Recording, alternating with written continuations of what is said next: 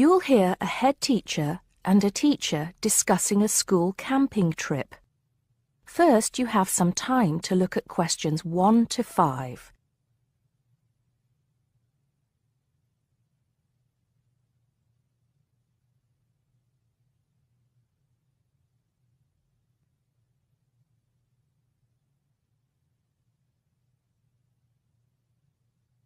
Now we shall begin.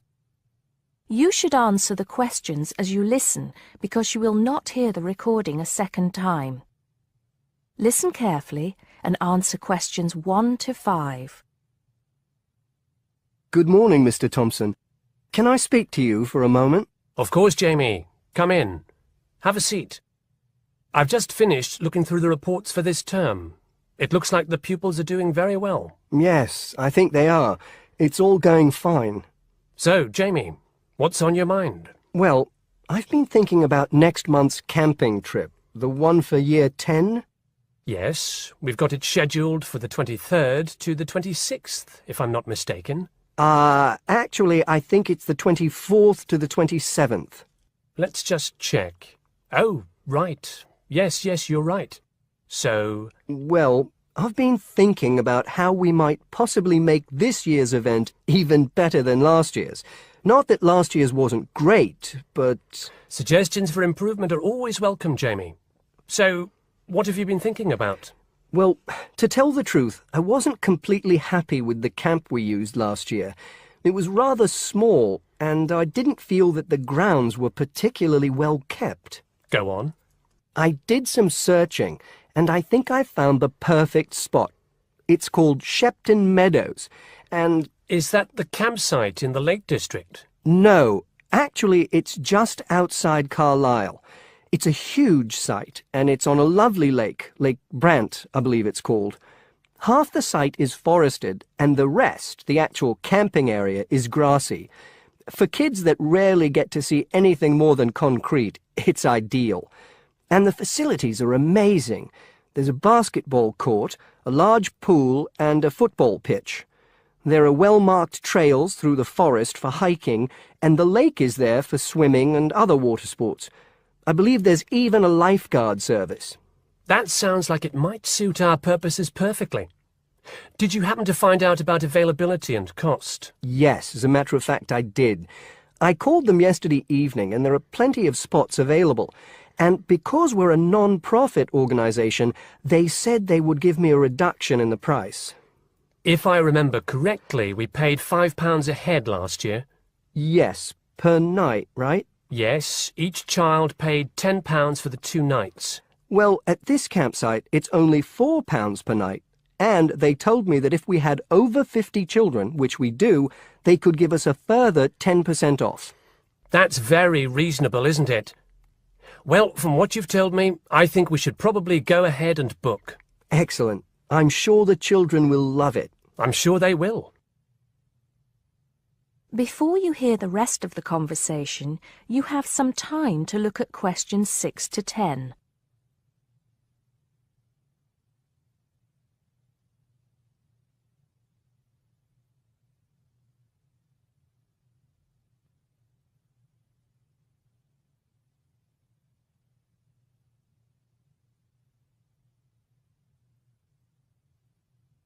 Now listen and answer questions 6 to 10.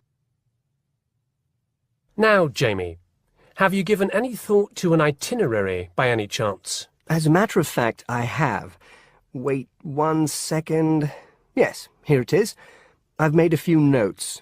Okay, so, now, these are just ideas, of course. Yes, go on. Let's hear what you've got. Right. We time it so that we arrive at the camp around 7 on Friday evening. It'll still be light then, and we'll have plenty of time to set up camp and get ourselves settled in. At 8, we could have a barbecue, you know, hamburgers and hot dogs, something that's nice and easy to prepare. And that children love. Yes. Then, lights out would be at 9:30, so the children will get a good night's sleep and be up bright and early at 7 on Saturday morning. Breakfast would be at 7:30, an hour's hiking from 8 till 9, and then a couple of hours at the lake. That would take us up to 11. I think that an hour of free time would then be in order. Let them have a chance to explore a bit on their own, you know? Yes, great idea. And then? Let's see, a picnic lunch at 12, and then sports in the afternoon till 4. Another swim until 5, and then supper. After clean-up, around 6:30, we could have a talk-back session, where the children get a chance to discuss their day and anything else they might have on their minds. Then a campfire and sing-along at 8, back to the tents at 9:30, and, well, that takes care of Saturday. Excellent, excellent. That would certainly keep them busy. What about Sunday? Sunday, right. As on Saturday, same wake-up and breakfast times, and then I thought we could go on a bit of a day trip. There are some caves about an hour's walk from the camp, which I thought the children might find interesting. We could leave at 8, which would mean we'd get to the caves at 9.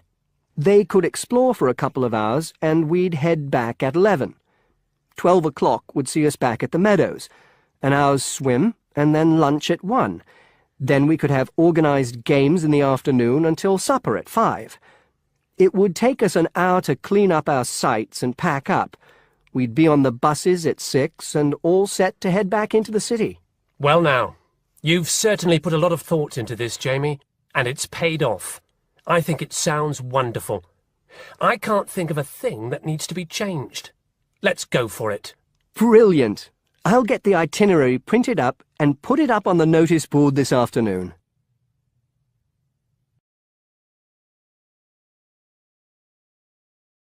That is the end of part 1. You now have half a minute to check your answers.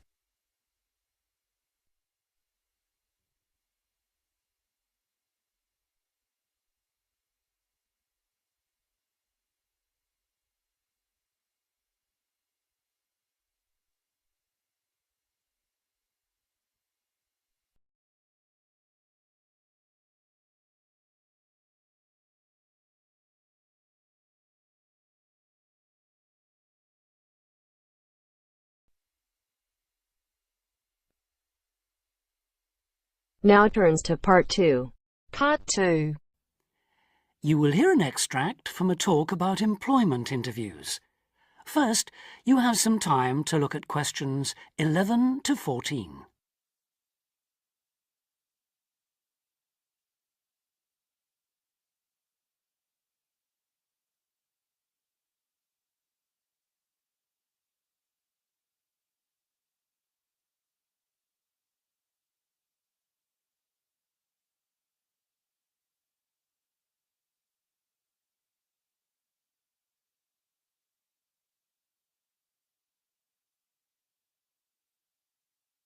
Now listen carefully and answer questions 11 to 14. Today I have with me Sandy Richardson of the local Workforce Center, and she'll be talking about that critical step towards the goal of employment, the interview. Sandy, what is an interview for, and what's the best way to approach it? A job interview is simply a meeting between you and a potential employer to discuss your qualifications and see if there is a fit. The employer wants to verify what they know about you and talk about your qualifications.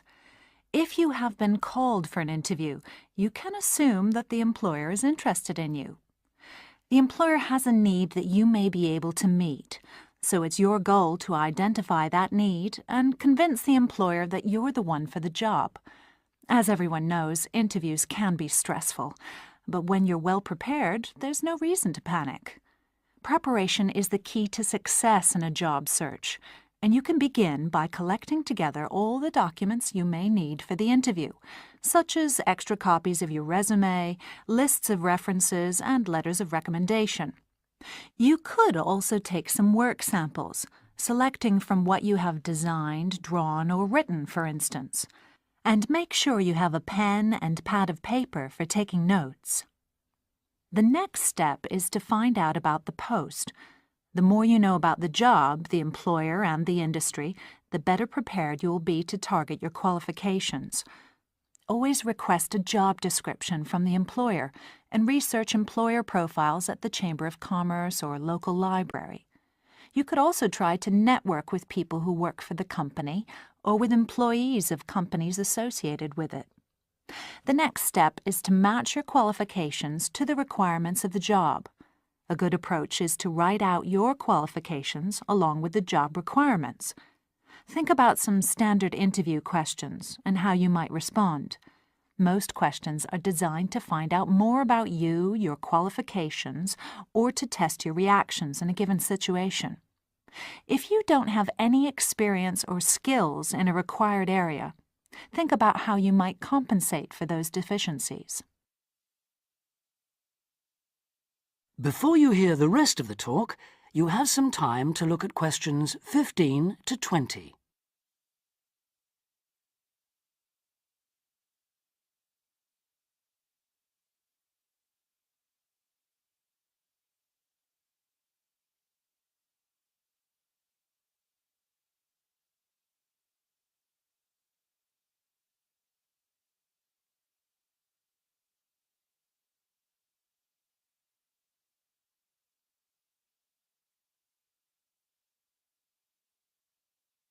Now listen and answer questions 15 to 20. During an interview, it's important that you be yourself.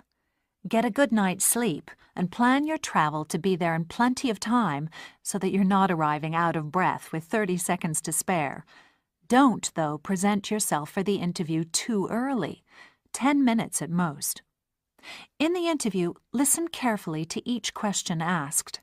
Take your time in responding and make sure your answers are positive. It's important to express a good attitude and show that you're willing to work, eager to learn, and are flexible. If you are unsure of a question, don't be afraid to ask for clarification. In fact, it's sometimes a good strategy to close a response with a question for the interviewer.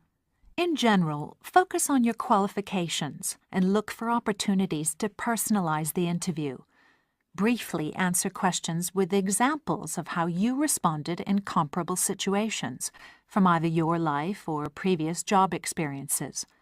Something you should avoid are yes or no responses to questions, but don't dwell too long on non-job related topics. Use caution if you are questioned about your salary requirements. The best strategy is to avoid the question until you have been offered a job. Questions about salary asked before there is a job offer are usually screening questions that may eliminate you from consideration, so be warned. On the other hand, it isn't inappropriate to show your enthusiasm if your first impressions of the interview and of the employer are good ones. So, if the job sounds like what you are looking for, say so. Keep in mind that the interview is not over when you are asked if you have any questions. Come prepared to ask a couple of specific questions that again show your knowledge and interest in the job. Close the interview in the same friendly, positive manner in which you started. When the interview is over, leave promptly. Don't overstay your time. Think about the interview and learn from the experience. Evaluate the success and failures. The more you learn from the interview, the easier the next one will become. You'll become much more confident. To close, here are a few more tips. First, maintain good eye contact throughout the interview and be aware of nonverbal body language. Second, dress a step above what you would wear on the job. Go to the hairdressers, have a shave, etc. Remember that your appearance is a key indicator of whether you have the right attitude, so it can pay to give some thought to how you look. And finally, don't be a clock watcher. That is the end of part 2. You now have half a minute to check your answers.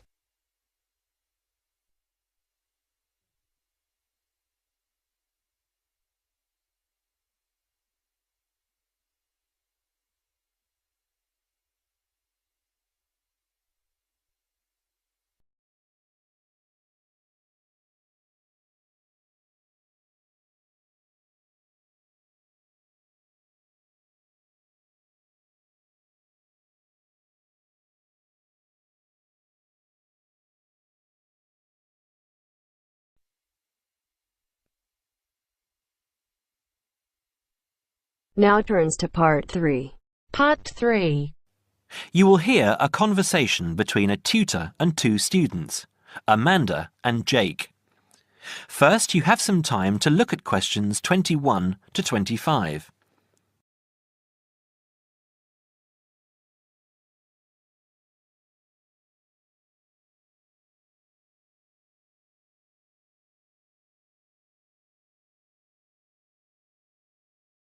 Now listen carefully and answer questions 21 to 25. So, Jake and Amanda, how did the project go? Very well, I think, Dr. Hinton. I certainly learned a lot and enjoyed myself at the same time. Me too. So, remind me, what was your project about? Basically, what makes successful people?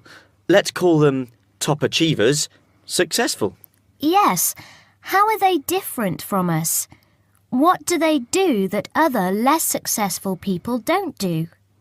Interesting. And did you come to any conclusions? Quite a few, actually. Good. Share some with me then. Well, I'd always thought that a top achiever would be the sort of person who would bring work home every night and slave over it. But it appears not. Those types tend to peak early and then go into decline. They become addicted to work itself, with much less concern for results. We found that high achievers were certainly ready to work hard, but within strict limits. They knew how to relax, could leave their work at the office, prized close friends and family life, and spent a healthy amount of time with their children and friends. There's a lesson for us all there. Anyway, go on. It's also very important to choose a career which you enjoy, not just one that pays well or which assures you of a pension many years down the line. Surely that's important though, Amanda. Yes, I agree, but being happy in your work is far more important than anything else. Top achievers spend over 2/3 of their working hours on doing work they truly prefer and only 1/3 on disliked chores. They want internal satisfaction, not just external rewards such as pay rises and promotions. Before you hear the rest of the conversation, you have some time to look at questions 26 to 30.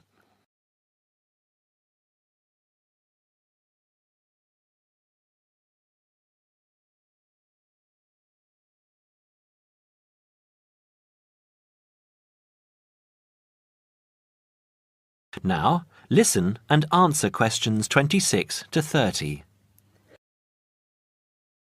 Actually, in the end, they often have both, because they enjoy what they are doing, so their work is better and their rewards higher. Yes, Jake, that certainly makes sense. Now, can I ask you something? Do high achievers, as you call them, take many risks? Yes and no. I interviewed one business executive who told me he was able to take risks because he carefully considered how he could salvage the situation if it all went wrong. He imagined the worst that could happen, and if he could live with that, he went ahead. If not, he didn't take the chance. Other people prefer to stay in what I heard described as the comfort zone setting for security, even if it means settling for mediocrity and boredom too. Would you call top achievers perfectionists? Contrary to what I expected, no, I wouldn't. We came to the conclusion that a lot of ambitious and hard-working people are so obsessed with perfection that they actually turn out very little work. I happen to know a university teacher, a friend of my mother's, who has spent over 10 years preparing a study about a playwright. She is so worried that she has missed something, she still hasn't sent the manuscript to a publisher. Meanwhile, the playwright, who was at the height of his fame when the project began, has faded from public view. The woman's study, even if finally published, will interest few people. So, what has this got to do with top achievers? Well, Top achievers are almost always free of the compulsion to be perfect. They don't think of their mistakes as failures. Instead, they learn from them, so they can do better next time. Well, would you call them competitive? High performers focus more on bettering their own previous efforts than on beating competitors. In fact, we, came to the conclusion that worrying too much about competitors' abilities and possible superiority can be self-defeating. Yes, and we found that top achievers tend to be team players rather than loners. They recognise that groups can solve certain complicated problems better than individuals and are eager to let other people do part of the work. Yes, loners, who are often over-concerned about rivals, can't delegate important work or decision-making. Their performance is limited because they must do everything themselves. Well, it looks as if you two have done a thorough job and learned something into the bargain too. Now, there are just a couple of points I'd like to clarify with you. That is the end of part 3. You now have half a minute to check your answers.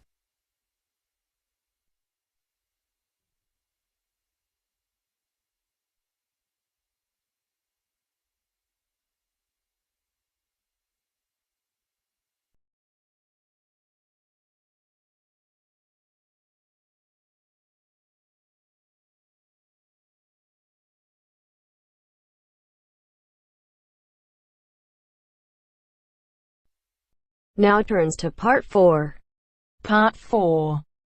Now listen to the second part of the lecture. As you listen, complete the notes below. First, you have some time to look at questions 31 to 40.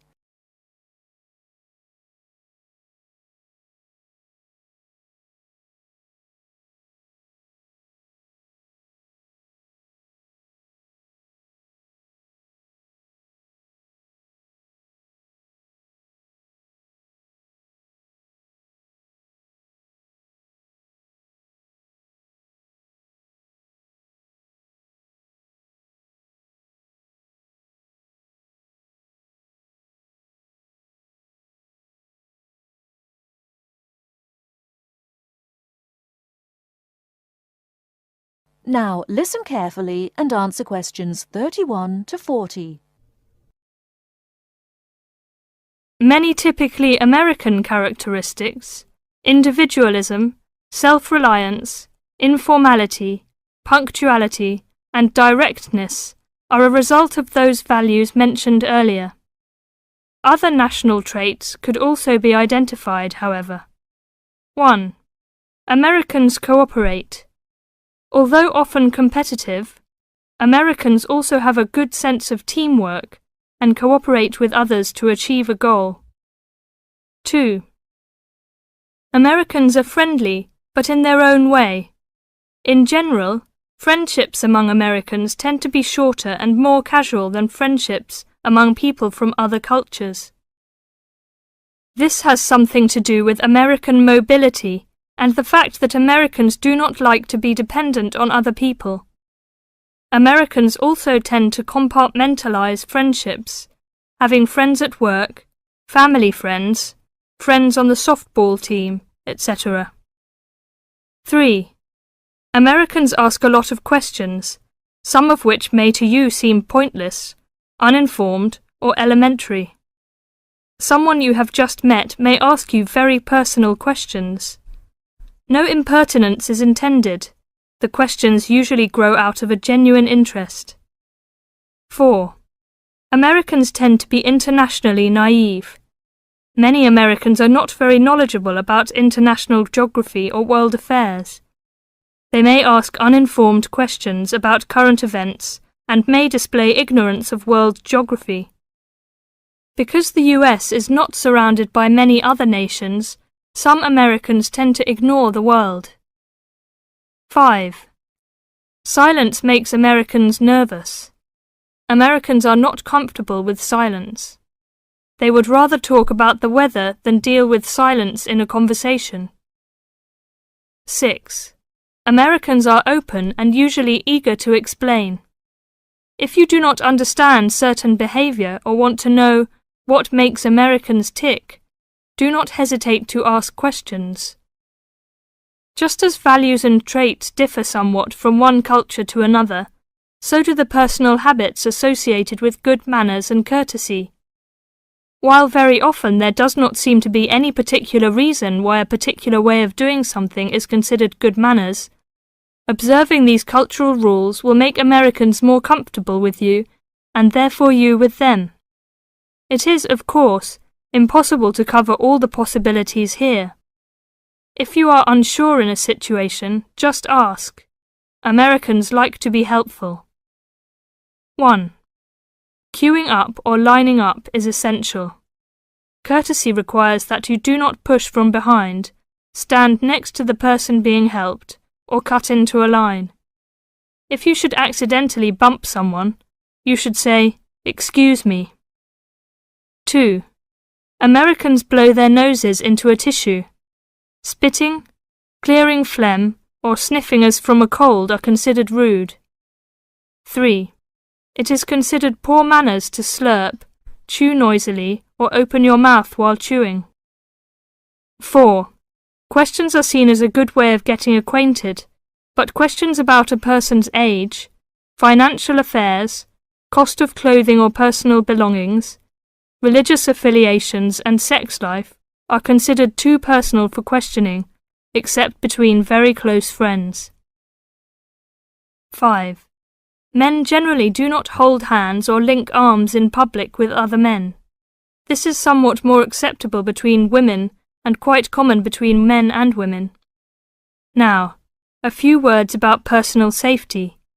Unfortunately, in the US one must be aware of crimes.